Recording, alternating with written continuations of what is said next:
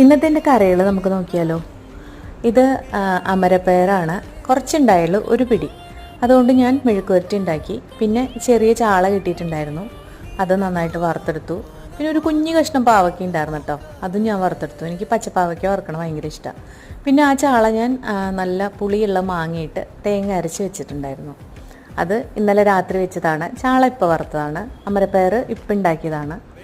അപ്പോൾ ചാളക്കറി നല്ല ചാറോട് കൂടി കേട്ടോ വെച്ചത്. എനിക്ക് മാങ്ങിയിട്ട് വെക്കുമ്പോൾ നല്ല തേങ്ങ അരച്ച ചാറ് കൂട്ടി ഇങ്ങനെ ചോറ് കുഴച്ചുണ്ടണം ഭയങ്കര ഇഷ്ടമാണ്.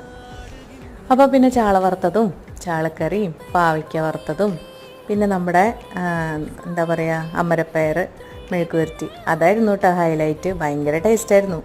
ഞാനൊരു മനസ്സോടെ ഉണ്ടാക്കിയതാണ്. കുറച്ച് വാടിയ അമരപ്പയറായിരുന്നു, പക്ഷേ ഏറ്റവും ടേസ്റ്റ് അമരപ്പയറിനായിരുന്നു കേട്ടോ.